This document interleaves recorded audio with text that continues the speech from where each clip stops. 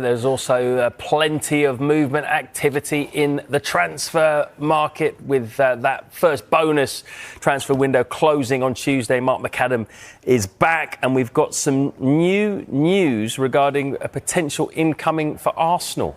Yeah, huge news for Arsenal fans. This piece weaves in transfer process insights, medical evaluation procedures, historical context, and what it means for both the player and the club. Eberechi Eze Arsenal medicals, behind the scenes of a £60 million fitness clearance. When a footballer completes a high-profile transfer, fans usually see the flashy announcement video, the jersey reveal, and a smiling player talking about how proud they are to join a new club. What fans often don't see is the long, complex, and crucial step that happens just before the contract is signed: the medical examination. For Arsenal's latest marquee signing, Eberechi Eze, that process was not only intense, but particularly significant given his injury history and the scale of the investment. This is the untold story of how Eze's medicals unfolded behind closed doors, what Arsenal's medical team looked for, and why it was the most important 24 hours of his career. When news first broke that Arsenal were close to agreeing a deal with Crystal Palace for Eze, the initial questions from fans weren't just about how he'd fit into Mikel Arteta's system. Many were curious and even concerned about whether he would pass the medical tests. Why? Because Eze has had past injury issues, notably a ruptured Achilles tendon suffered in May 2021, which kept him out for several months. For a club like Arsenal, investing over £60 million in a player comes with huge responsibility and risk mitigation, and that starts with a comprehensive assessment of the player's current physical condition and long-term prognosis.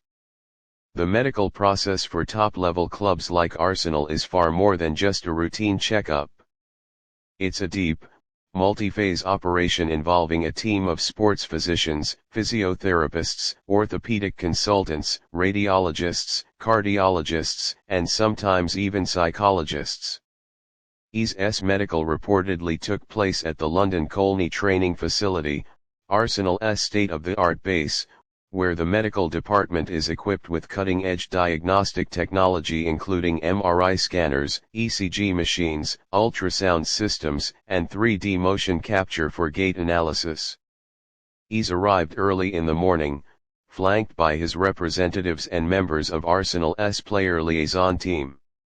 His medical was scheduled across a full day, split into 3 core phases: musculoskeletal assessment, cardiopulmonary and endurance screening, and neurological functional performance evaluation. Each section had its own specific aims to determine whether Eze was fully fit to play, whether his body had healed properly from past injuries, and whether any risks might present themselves during the demanding Premier League season ahead. The musculoskeletal assessment was perhaps the most important part for Eze, given his Achilles injury.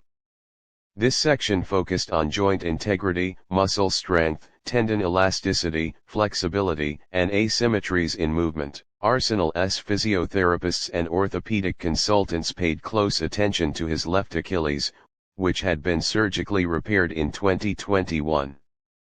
Using ultrasound imaging and MRI scans, they examined the tendon's healing, scar tissue formation, and potential degeneration.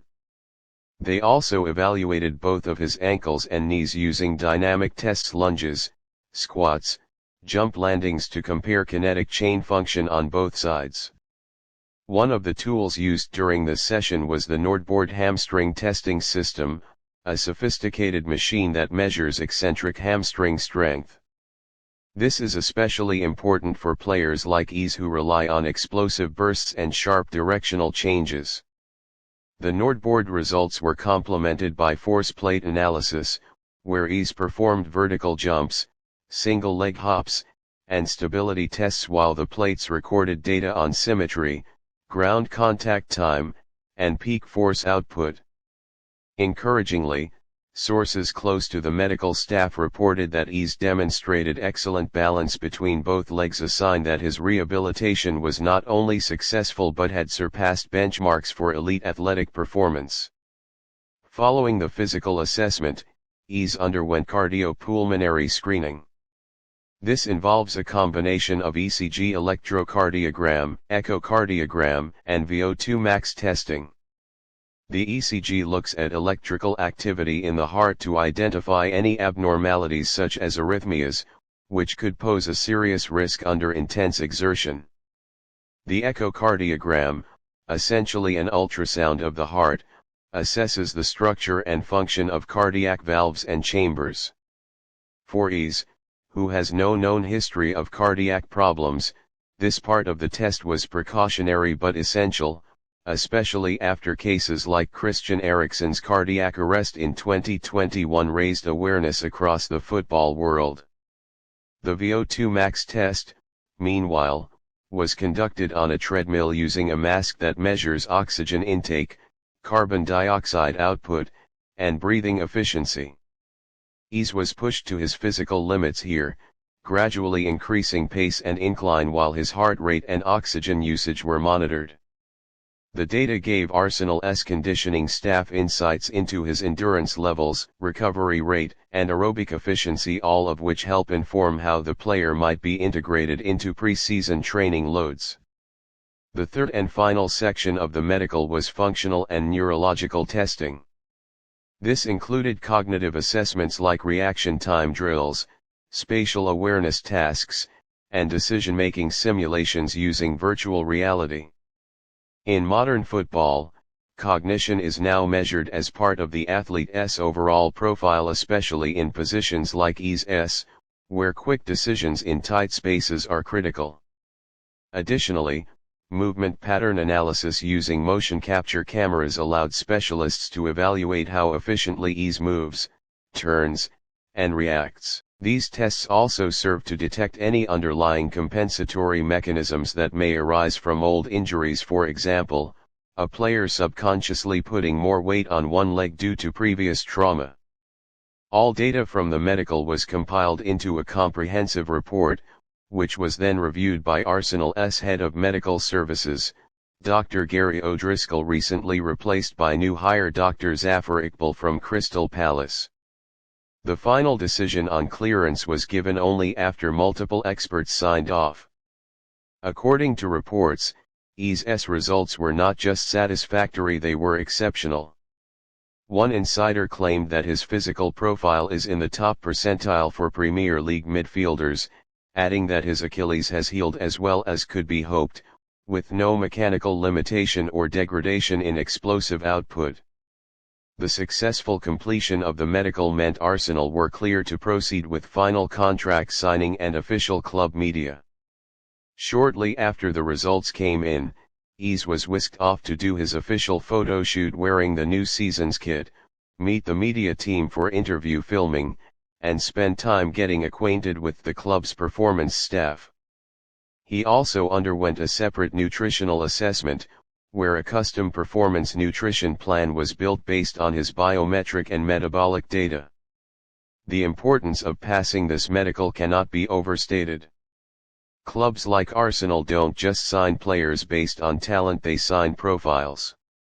If anything had shown up in the scans or tests to suggest a long-term risk or re-injury concern, it could have led to delays, renegotiated terms, or in rare cases, cancellation.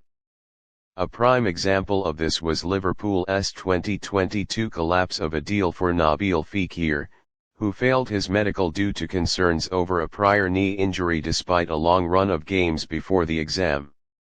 Arsenal have had their own history, too. The William Saliba injury concerns that kept him sidelined early in his tenure were a cautionary tale.